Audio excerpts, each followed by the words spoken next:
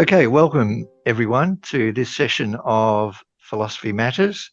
Tonight's talk is on 21st century Stoicism, developing character, living with purpose. And our guest speaker tonight is Joseph Bullock. So let me say what tonight's talk will be about. Stoicism has played a major role in shaping ethical considerations for over 2 millennia, profoundly influencing religious doctrines and renowned philosophers. Despite its frequent misinterpretations and critiques, Stoicism's fundamental principles can guide us to leading a purposeful life. At the heart of Stoic philosophy lies the conviction that our well-being and growth stem from living in accordance with nature and honing our logical skills regardless of our circumstances. Joe Bullock will help us explore how pursuing virtue can contribute to human fulfillment, and will highlight some of the key theories that form the foundation of Stoic practices. In addition, he'll examine Stoic cosmopolitanism, a belief in the universal community of all people that fosters a spirit of fairness, transcending nationalities, races, and cultures.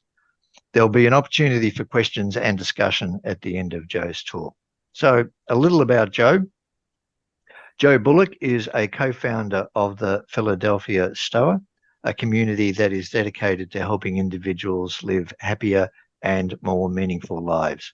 Joe obtained a degree in economics from Temple University and has consulted for Fortune 500 companies and various government agencies. Joe currently works for the Department of Defense and resides in Haddonfield, New Jersey. Please join me in welcoming Joe. Thank you, Joe. Thank you Over to you. Thank you for having me here this evening. It's a great honor. I want to thank Humanist Victoria for having me here this evening. It was a delightful conversation with Les and Akiva that actually led to this event about Stoicism. So I'm very much excited about being here this evening, and let's get started.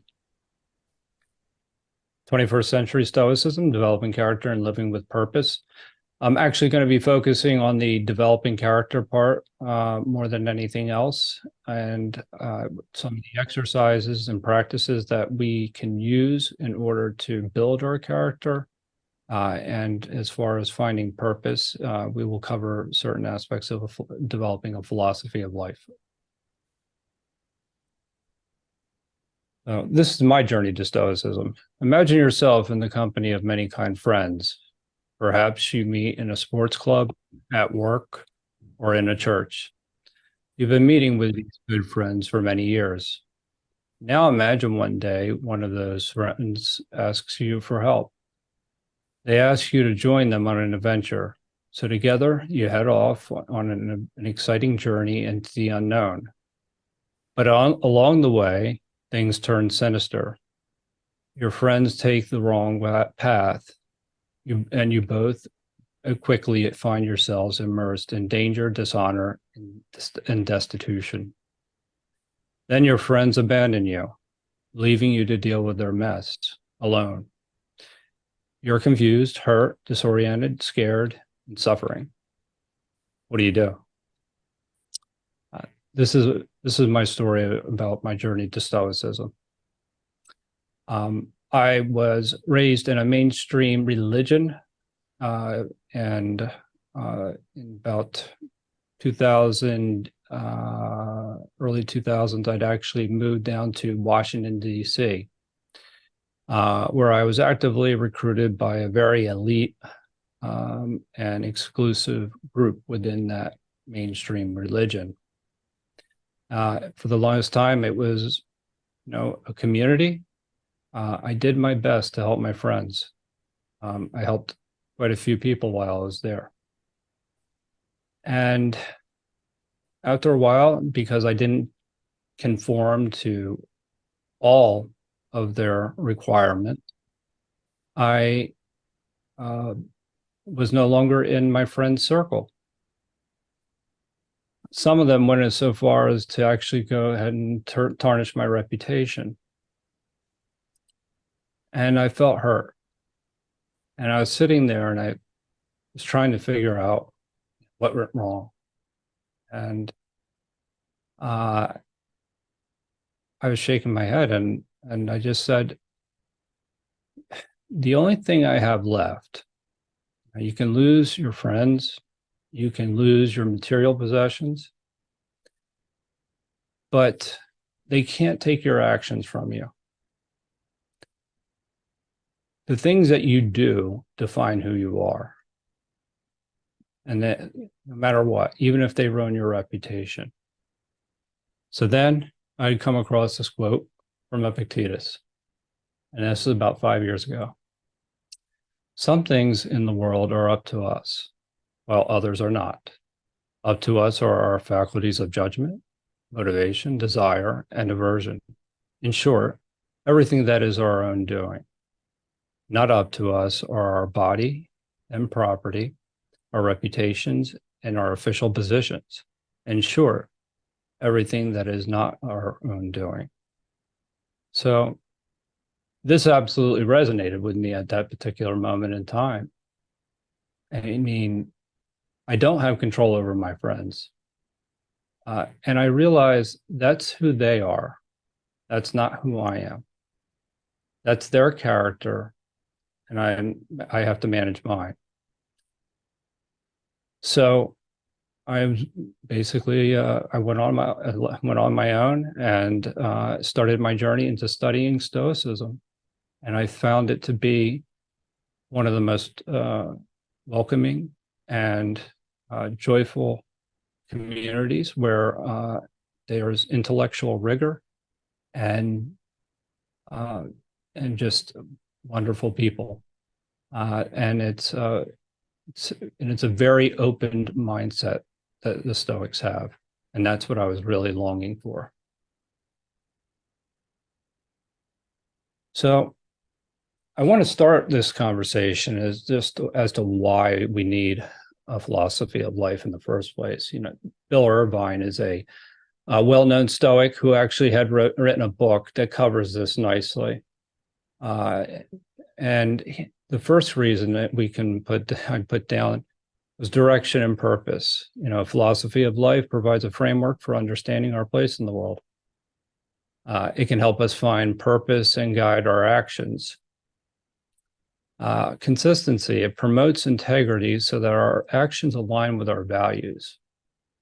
Now, this is a very important point.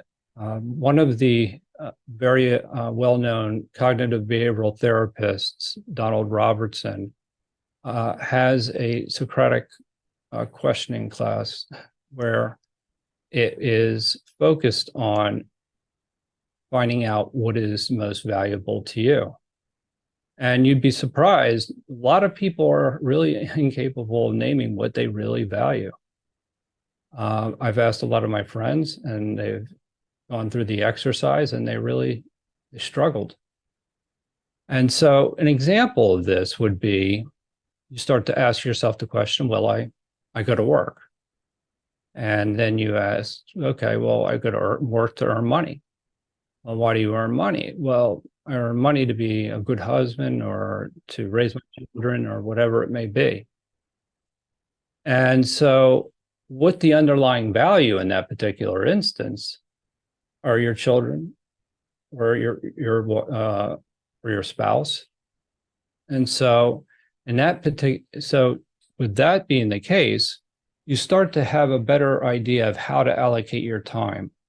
And your values aren't in conflicts with your actions.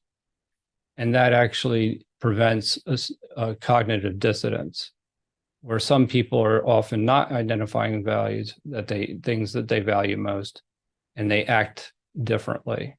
So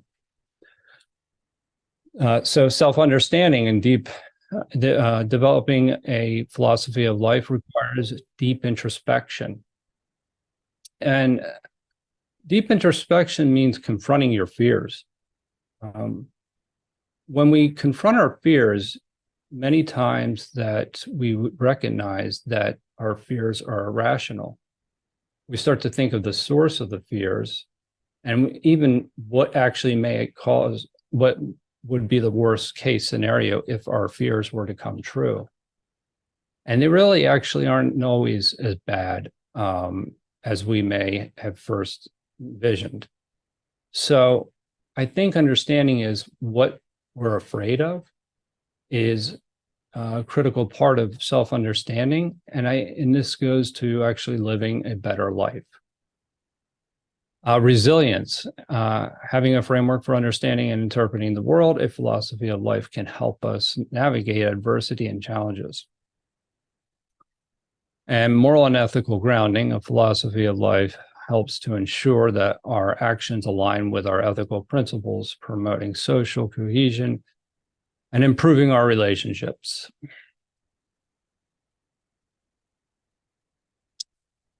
So, what is Stoicism? Stoicism, Stoic virtue focuses on the cardinal virtues of wisdom, justice, courage, and temperance. Now, the ultimate goal is to live a eudaimonic life, or eudaimonia. It is the definition is eudaimonia means flourishing, good spirit, and happiness. Aristotle described it as the highest good humans could strive toward, and a life well lived. Eudaimonia and Stoicism. In Stoicism, eudaimonia is achieved through the pursuit of virtue and maintaining one's character. In the philosophical context, it goes beyond momentary happiness, and instead it's lifelong fulfillment. So this is sometimes you hear the people distinguish between joy and happiness. Happiness is maybe in a moment that, whereas joy is something that's much more sustaining.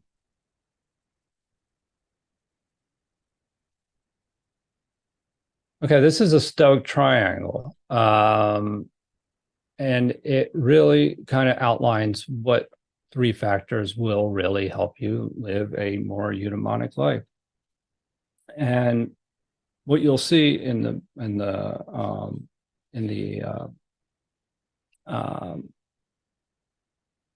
lower left-hand corner is to take responsibility. And take responsibility is one of those most important things, because we don't necessarily dictate the circumstances that we're in, but we do dictate how we respond to them. And for me personally, this is a very important step that I needed to take. I needed to accept what had happened and handled that situation, and accepted responsibility. For the longest time, I didn't necessarily want to believe that people that I had trusted and who I thought were good people would have turned to do so many nefarious things.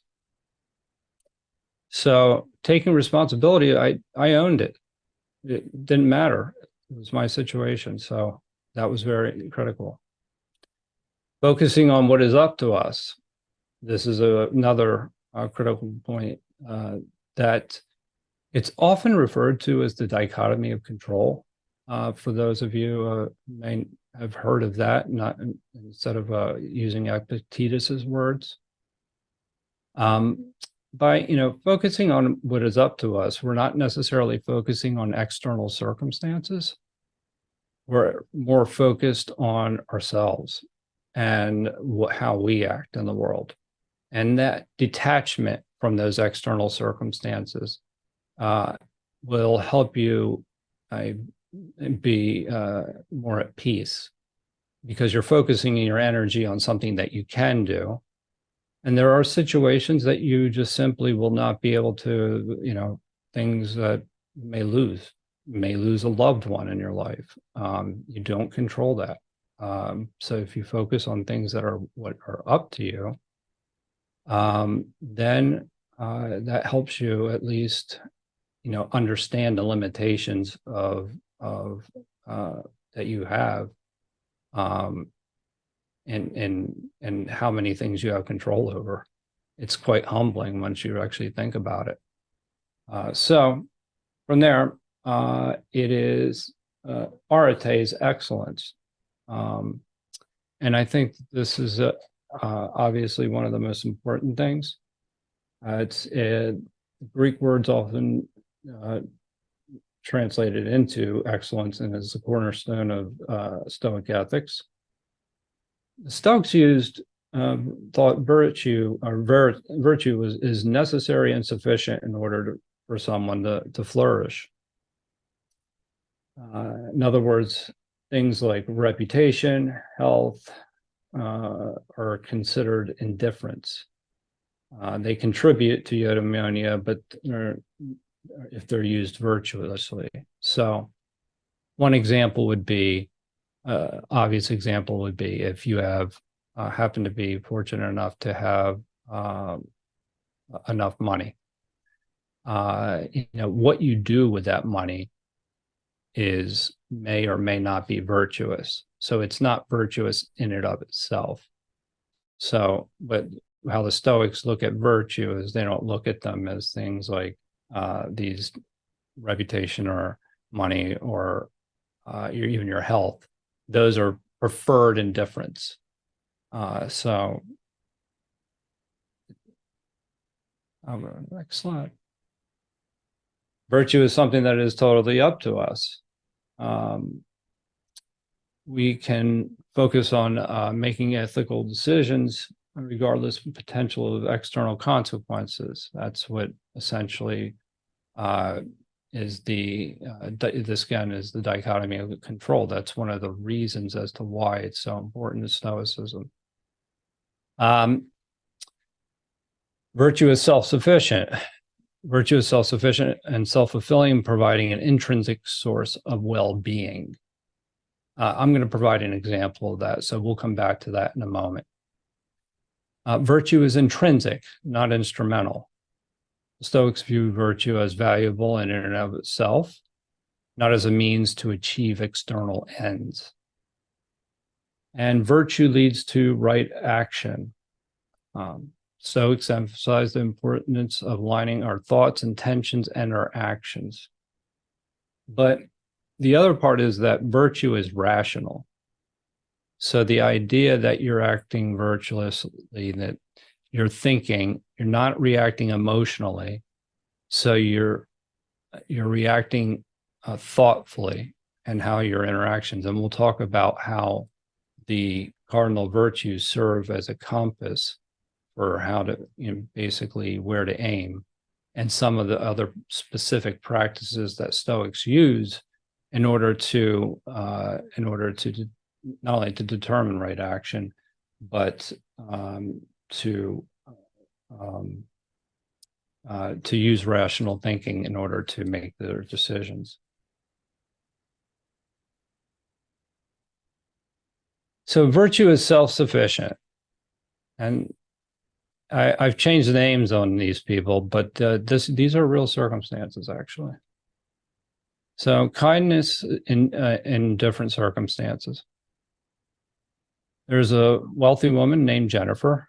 She generously uses her wealth to donate to charities, raises money for abused women, uses her resources to assist those in need, which was a homeless shelter for women.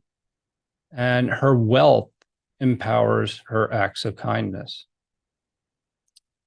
Then there's impoverished Jennifer. Jennifer loses all her money. Despite her financial constraints, she extends her help by volunteering at local homeless shelters for women, sharing meals with less fortunate, offering emotional support to abused women. Her kindness stems from her actions, not her material resources. So you see the difference that virtue is accessible in both circumstances. Now, so the self-sufficiency of virtue. Jennifer's kindness is independent of her financial status. It stems from her character, not her possessions. It resides in her actions, decisions, and attitudes. It's totally within her. Jennifer's virtue as self-sufficient. Virtue is self-sufficient, needing no external rewards. It's about the intent and quality of your actions, not their outcomes. Jennifer's virtue is completely within her control. So now that kind of is an example of the dichotomy of control. Again, these are real stories. Actually, it was the reverse. She went from having very little to having more. Oops. The unity of virtues. Now, this I think is probably, I find to be the most important part of what we'll be covering here today. It's often overlooked and people don't think about it. But in terms of the virtues are interdependent of each other. All the virtues are interconnected. They work together to guide our actions and our decisions. The unity of virtues, all virtues are different aspects of the single underlying virtue. And a holistic approach, virtues should be developed together rather than focusing on one at a time. So an example of this, and I'm going to continue to try and provide practical examples through each one of my slides. So this makes it real. I want to keep this on a very practical level. If somebody were to work for me and I were to withhold payment to that individual, and I were to take that money and invest it, and in that time, I became fabulously wealthy. And this individual had, in the same time period, lost his wife, his home, his car, he's on the street. And I would walk by him and I'd say, "Hey, Jim, how are you doing? It looks like you're struggling." And he could tell me all the things that went wrong. And if I were to offer him money, would that be charity? I mean, the reason why I can't be charitable is because I wasn't just in the first place. And you're starting to see the relationship between virtues, the virtues. So there are a lot of times that people may steal from someone else and give to another. But that's not necessarily living a virtuous life. Now, it's not just relegated. I could give an example of courage and justice and wisdom. Courage is actually a vice in certain circumstances if it's absence of justice and wisdom. If somebody runs into a burning house and they don't have any wisdom and they're just doing it for to make themselves look good, potentially. It's neither just, it's not wise. And so the courage that the person was showing by overcoming their fear was actually a vice. And this is a very important point on a number of levels. We can do a number of thought experiments along those lines. But I think that this is something that's worth thinking about, because when you're questioning yourself, one of the things that we'll talk about is that how we question ourselves at the end of the day, this is our moral compass. And you start to ask yourself, was my action wise? Was it courageous? Was it temperate? Was it just? And you're evaluating yourself. And this is the guides, the compass that you're using. One of the other things that I'd like to note is that Stoicism has become very popular over the past, 10, 12 years, and by a lot of wonderful work by the modern Stoic movement. But a lot of the times it's also become popular because it is the foundation of things like cognitive behavioral therapy and rationally emotive behavioral therapy. And these are empirically proven therapies to improve people's lives. And I think, and this is in my personal opinion, I was having a discussion with somebody the other day that the difference between going to therapy and pursuing virtue are two different things, in the sense that one, yes, you can go to therapy, it's just about yourself. But to actually aim at a higher ideal and to hold yourself to a higher standard, that's transformative. So I think that that's an important part, and that's where it becomes a philosophy of life and not just something that's self-help. So Stoic practice, there's two areas that we can go into here. There's the cardinal virtues: wisdom, courage, justice, temperance. And as I said before, these serve as our moral compass. And then there are the three disciplines: discipline of action, discipline of desire, action, and assent. And together, these two work hand in hand in order to develop the Stoic practices. There's also a Stoic theory, which I won't get into today because it made the presentation too long. But there's also a physics, ethics, and logic that actually underpins this. And it's a very rigorous logic. And I was actually going to use one of some of the logic problems from Les's website as a way of demonstrating some Stoic logic. I'll go through maybe an example anyway. Wisdom. Wisdom represents the knowledge of what is truly good. We'll get into that. Justice. Justice is treating others with fairness, even when they have done wrong. Courage is upholding your moral conviction despite external circumstances. That one actually kind of resonates with me, obviously, given my story. Temperance, exercising self-restraint and moderation in all aspects of life. And these four make up the cardinal virtues. By striving to cultivate these four virtues, individuals can lead a life that's both moral and fulfilling and resilient in the face of life's inevitable hardships and uncertainties. So temperance. Temperance, what is that?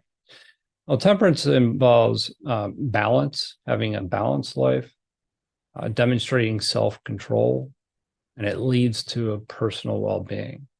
And sometimes what I like to use is, as examples, sometimes is the absence of temperance in somebody's life.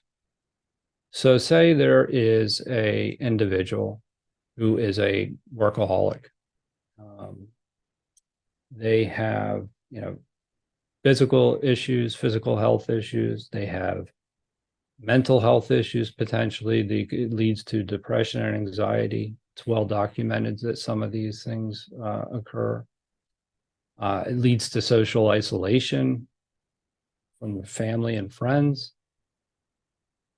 And their personal development is actually hindered by their hobbies, and by not being able to develop some of their hobbies, or it reduces their overall life satisfaction.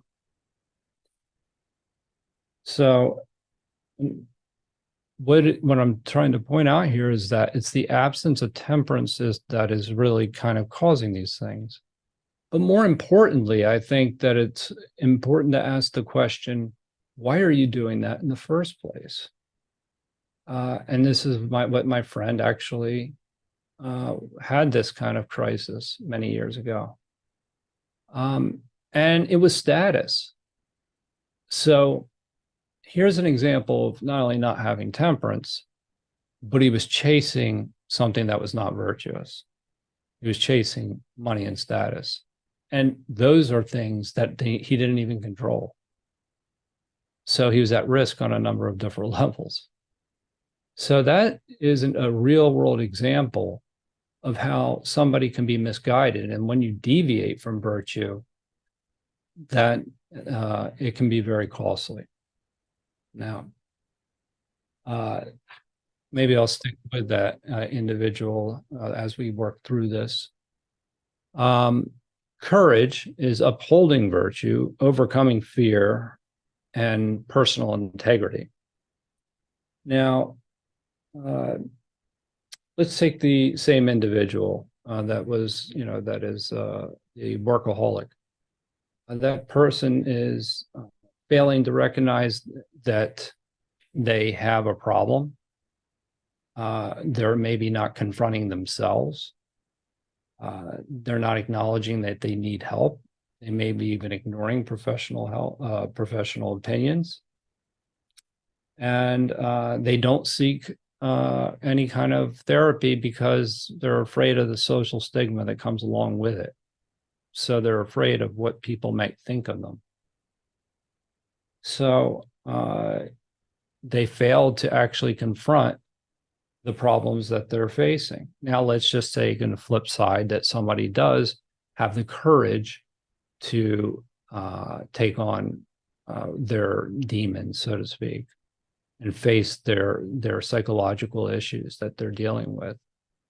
That not only allows them to develop personally, but it also develops a certain amount of empathy for other people. Because once you go through that process, that you start to understand how difficult things can be. And so that your personal relations get better on two levels. One, you have a more balanced life. But number two, you're also more empathetic to the individuals that may be struggling around you. So I think that this is another example where I really like the one we're using where it kind of comes together. Now, justice. Justice is universal kinship, moral integrity, and social harmony. So for this example, I'm going to use is, and I'm assuming that most people know what universal kinship is, moral integrity, and social harmony. But for this particular example, I was just going to use two people that had a misunderstanding. Let's just say my friend Stephen and I. And Steve, in the heat of the moment, says something very hurtful to me. And Steve, I go out and I seek justice. If I was seeking justice, I would communicate my feelings to Steve, and telling him the words that he used were very hurtful to me. And I'd be being truthful. I'd be showing courage by engaging him. And we would both grow from it. One way or the other, it would be a form of personal growth. Now, that's the justice way of taking it. That's the higher road. Now, lack of justice would be, on the other hand, would be if I went out and started spreading rumors and harmful rumors about my friend Steve, or I destroyed his reputation and hurt his feelings in the process. The thing is that when you're not just, that it leads to this endless cycle of getting somebody back. It's not closure. It's justice is to restore balance and to actually provide us a way of having a personal development, especially in our relationships. Justice is part of actually the discipline of action, and really focuses on our interactions in everyday life with our fellow man.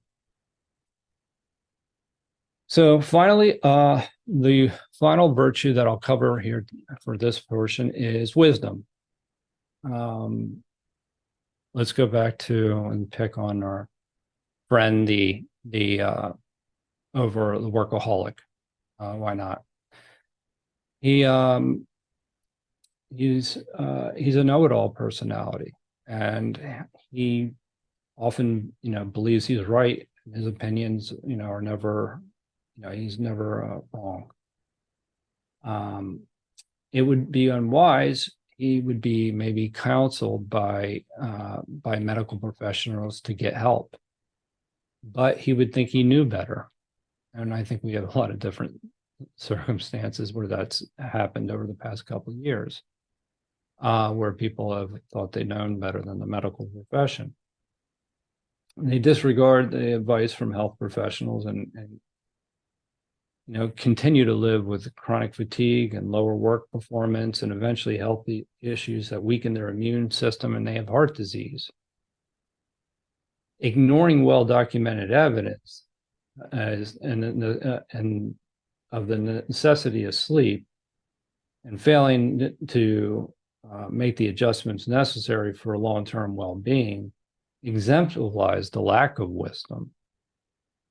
So this is somebody that, again, is acting unwisely, and you can see the relationship that how temperance would actually also work with and courage would also work with wisdom in order to solve this individual's problems. Again, these are all real scenarios. These are the three disciplines of Stoicism. Now, what these three disciplines do are they provide us with practical actions or practical ways of applying Stoicism in our daily lives. So to break them down, the discipline of desire deals with the acceptance of our fate. We've talked about that already. You have to accept where you are. It's the first step.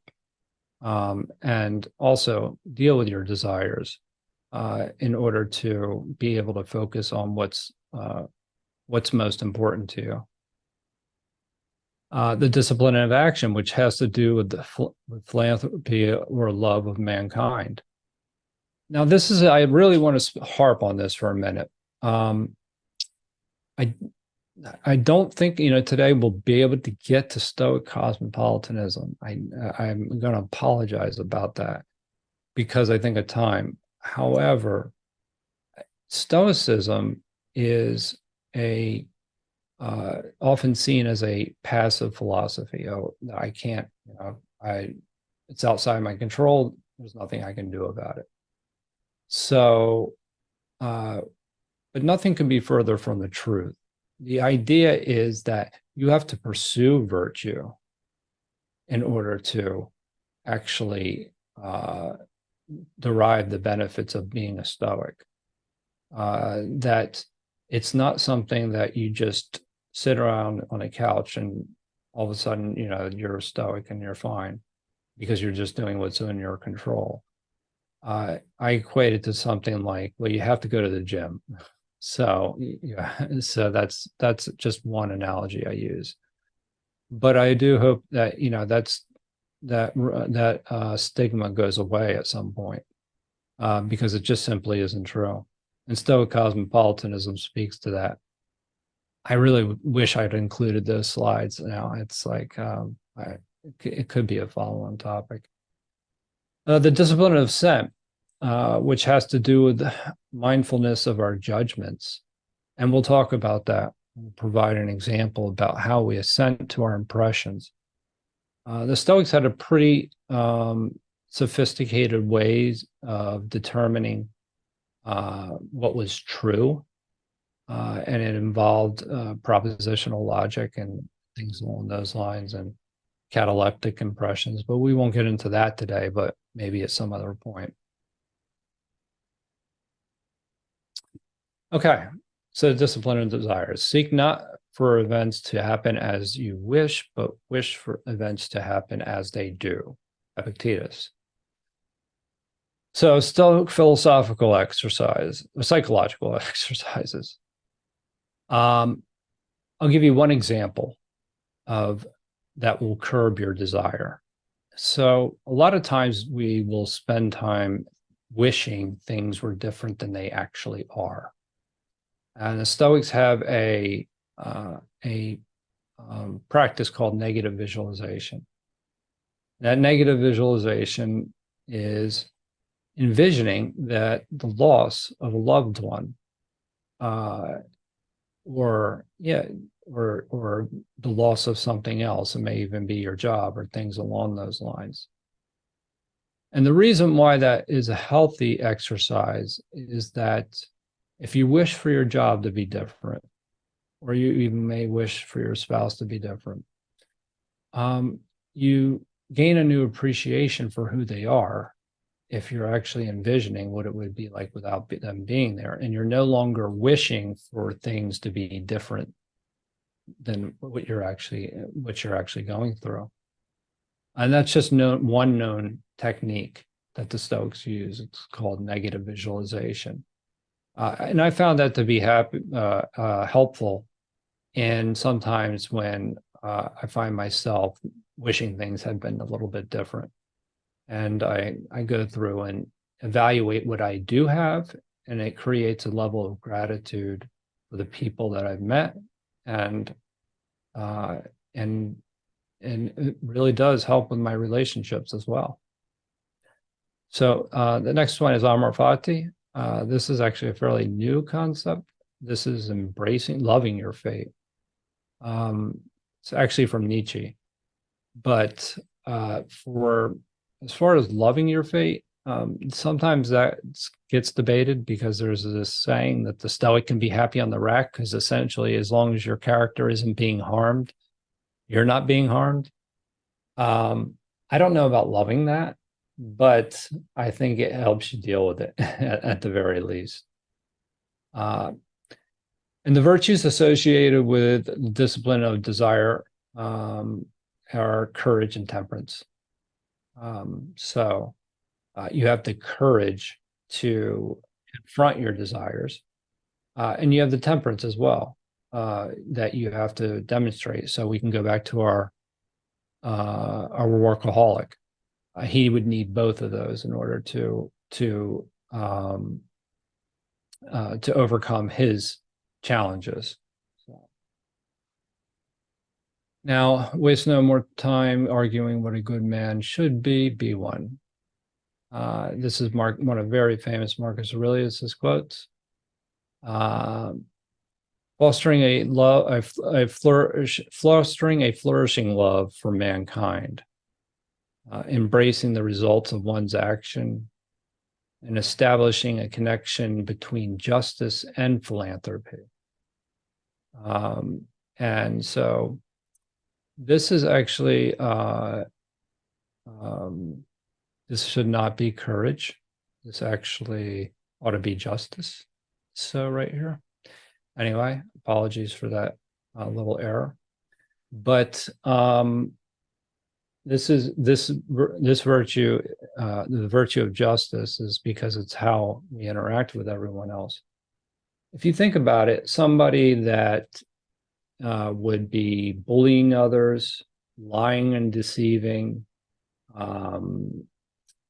being disrespectful to the laws and regulations, inconsiderate of others, or cruel towards animals, they would be contributing to disharmony. So that these are actions that are actually are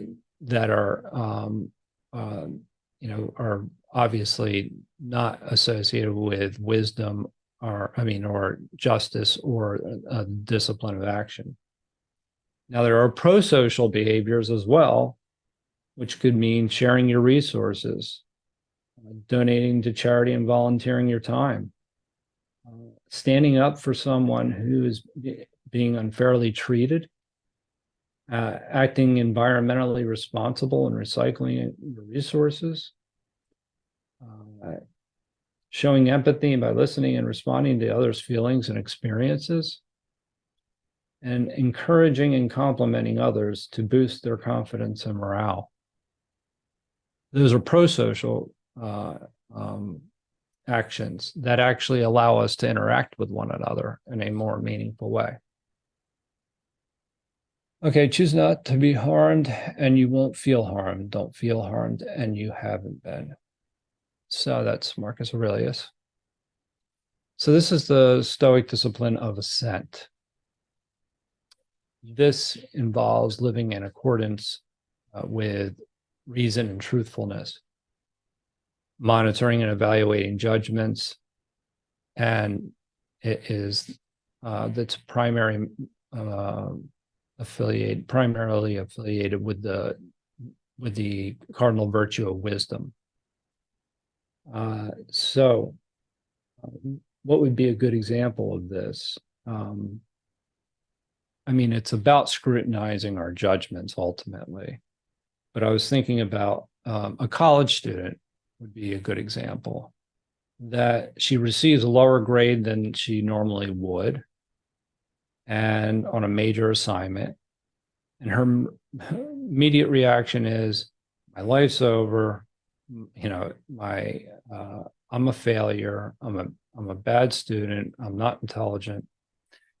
And this is about one test. Now, you're assenting to an impression based on one event and not necessarily looking at the whole. So I know somebody that had a really good friend of mine who says, you know, he catches me every now and then. And he says, you're judging the part by the whole, as the whole.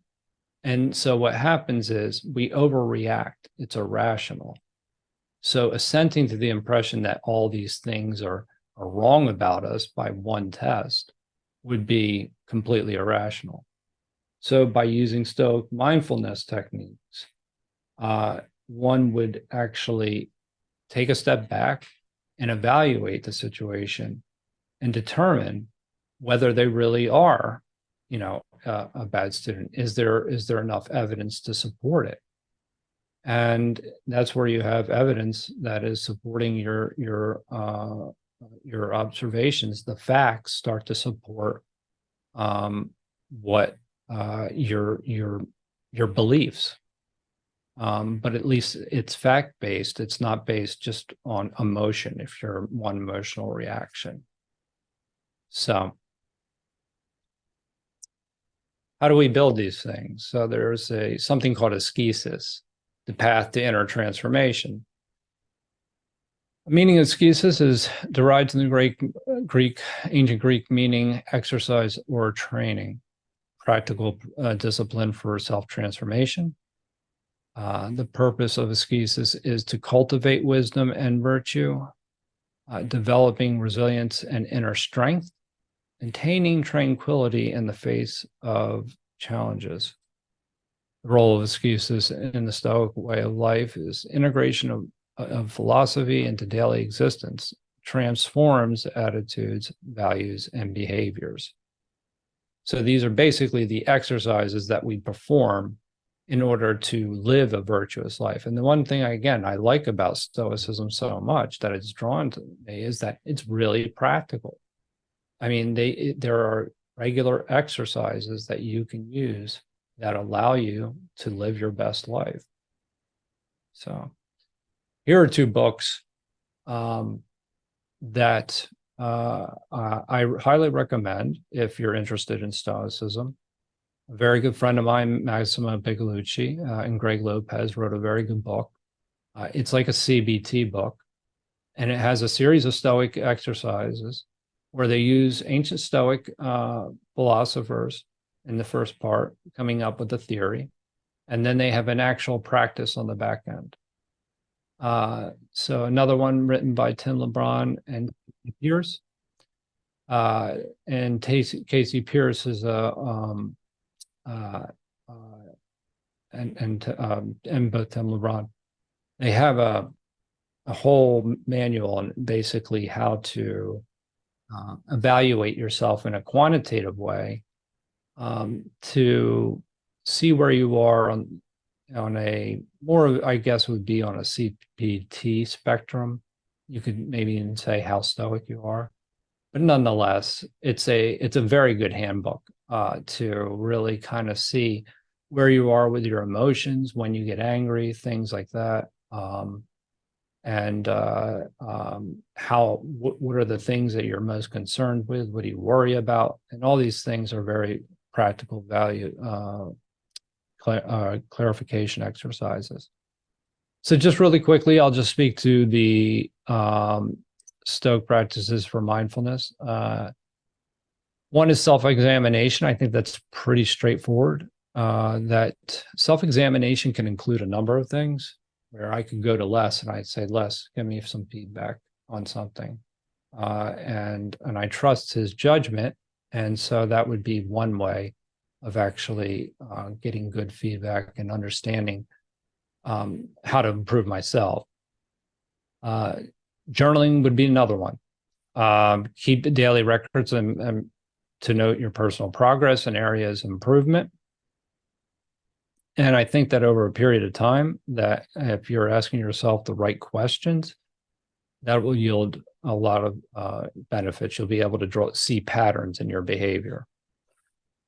Premeditation on adversities, that you essentially are thinking about adversities before they actually occur. You're anticipating one. If you think you're going to have an interaction that is adversarial, you premeditate on it so that when the moment occurs, that you react in a more virtuous way. A view from above. This one has been very beneficial for me.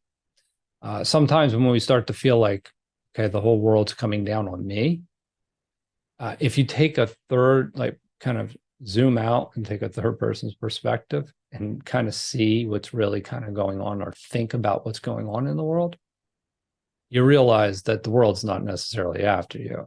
It's just, and your situation is not as bad, may not be as bad as it seems. And even more importantly, other people have gone through this. So that's something that is reassuring, that you know that people have persevered through certain circumstances. Indifference of practice, concentrate on the aspects on your within your personal control, be indifferent to those outside of it. I think we talked a little bit about that. And we also talked about negative visualization as well. So conclusion. Okay.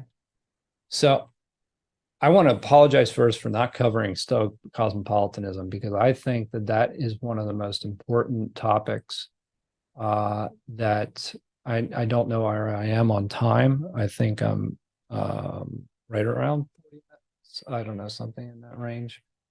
But Stoic cosmopolitanism actually deserved its own, almost its own session. Because I really feel like Stoic cosmopolitanism is a real area where a lot of utilitarian philosophy and the Stoics overlap. And I really want to explore that with this group, because I really find there's so many things in common with us that we often find differences in how we would answer questions. And there are differences. There are a lot of commonalities too. Value and ethics. Stoicism provides a strong moral framework for focusing on virtue. Practicality. I think I went through that pretty clearly. Stoicism is a practical philosophy. It provides actionable advice on how to deal with real life situations and emotional challenges.